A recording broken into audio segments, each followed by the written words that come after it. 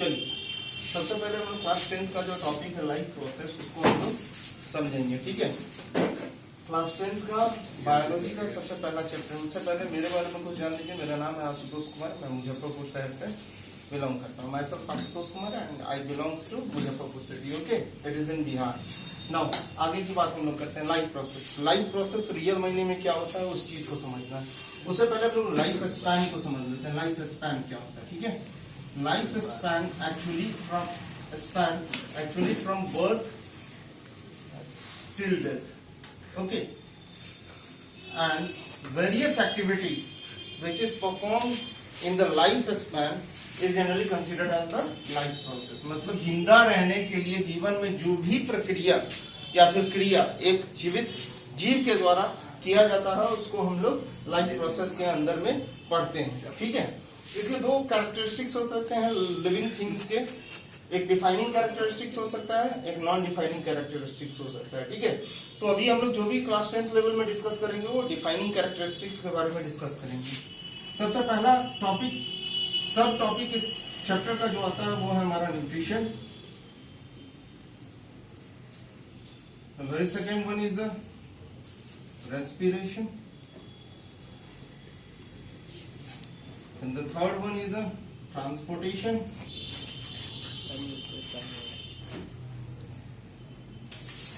and the last one is the excretion,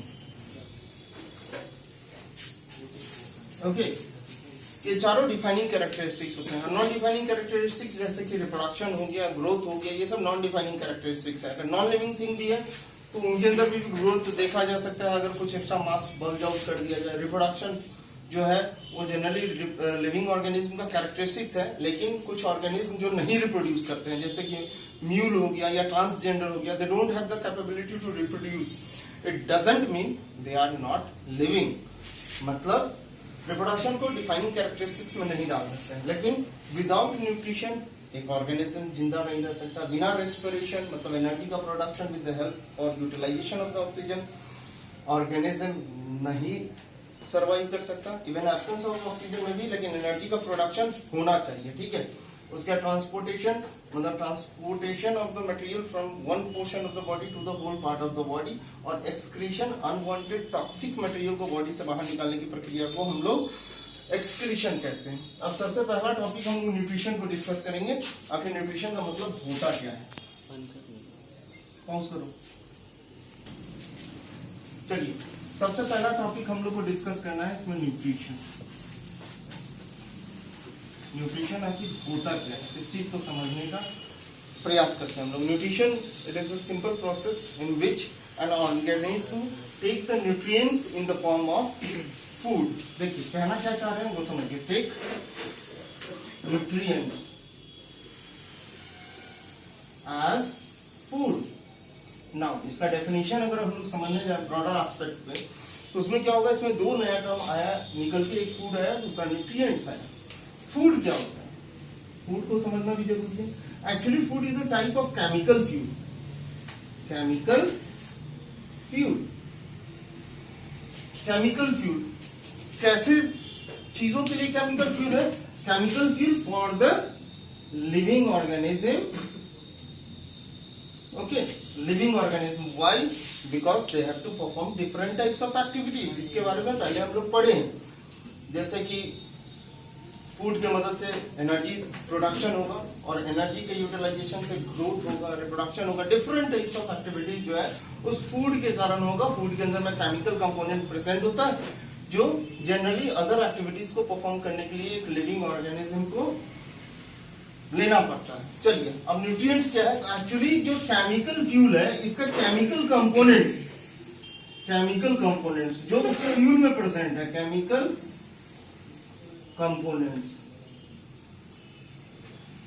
Chemical components are generally called as nutrients. Which type of chemical components are considered as the nutrients? First of all, we have to understand that thing. There are basically 5 types of chemical components which is utilized by an organism to be survive or to do different types of activities in their lifespan. The very first one thing is the carbohydrate.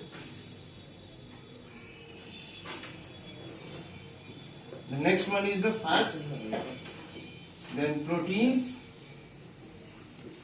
then vitamins, and then minerals. Apart from these 5 things, 2 more things are required by the living organism. The very last one is the phase and the water also, because without water anything is not transported in the any type of living organism. And phase are the bulk component which is just excreted out from the human body in the form of ejection, and they are the non-digested material which is just expelled out from the body. Now very first we have to understand that carbohydrate and about the fat, they are the energy giving food. They are the energy giving food. Okay, energy giving food. Okay, actually with the help of carbohydrate and fats क्या होता है, किसी भी organism के पास energy आता है. ये सब कार्बोहाइड्रेट जो होता है वो सिंपल फूड है. एक्चुअली इनका ब्रेकडाउन होगा, वो हम लोग नेक्स्ट टॉपिक में समझेंगे रेस्पिरेशन के अंतर्गत किस तरीके से कार्बोहाइड्रेट सिंपल शुगर को, ग्लूकोज को जनरली ब्रेकडाउन करके एनर्जी का लिबरेशन होता है in the presence of oxygen और इन द एब्सेंस और in the lack of the oxygen. वो टॉपिक नेक्स्ट हेडिंग के अंतर्गत हम लोग समझेंगे. Fats are also generally considered as the energy giving food. Now what about the protein? Protein is the body building food.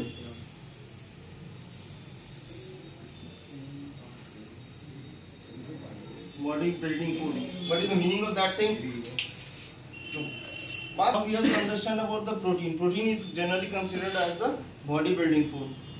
Body building food है, इसका मतलब क्या? ग्रोइंग स्टेज में सबसे ज्यादा रिक्वायरमेंट होगा. जैसे small kids like you guys, pregnant lady हो गई. क्यों? क्योंकि उनके सेल्स में बहुत ज्यादा बिल्डअप बनता है ताकि उनका सेल्स का मास और नंबर्स बढ़ सके और वो अपने बॉडी में ग्रोथ को शो कर सके. Now what about the very last 2 things? They are the body protecting thing. Okay, body protecting. Okay, body protecting food. With the help of vitamins and minerals, हम लोग क्या करते हैं, different types of disease disorders से come over करते हैं. जैसे कि अभी कोविड बहुत ही ज्यादा परेशान किया है पूरे विश्व को, तो हम लोग समझ सकते हैं उसमें जनरली आप लोग सुन रहे होंगे जिंकोविट खाइए, विटामिन सी को खाइए, डिफरेंट टाइप्स ऑफ केमिकल मतलब विटामिन और मिनरल्स को कंज्यूम कीजिए. तो जिंक क्या है? It is a type of minerals. Vitamin C क्या है? It is a type of vitamins. Okay, they are the components which protect us और give us the power to fight against any kind of pathogens. किसी भी तरीके की बीमारी से लड़ने में सबसे ज्यादा मदद हमको करता है. ओके, चलिए फिर से हम लोग back to our previous topic, that is nutrition. Nutrition is generally of 2 types. Let it run the board.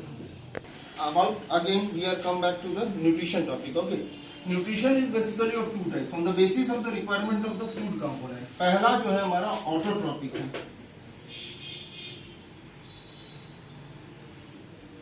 and the next one is the heterotropic.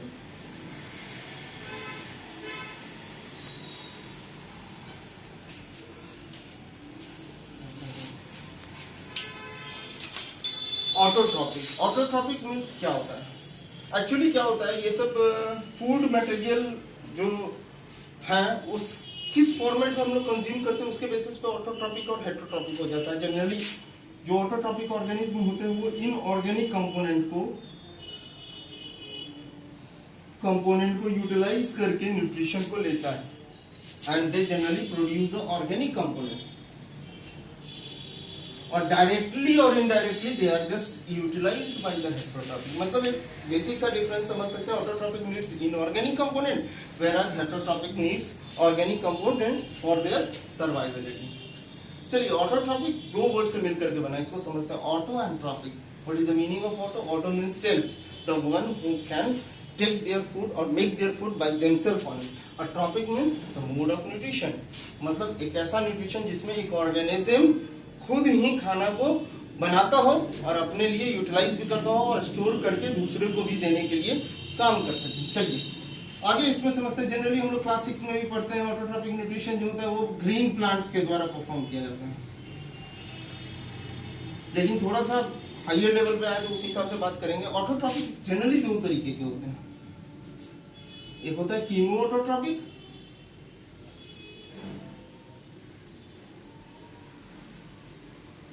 and the next one is the photoautotropic.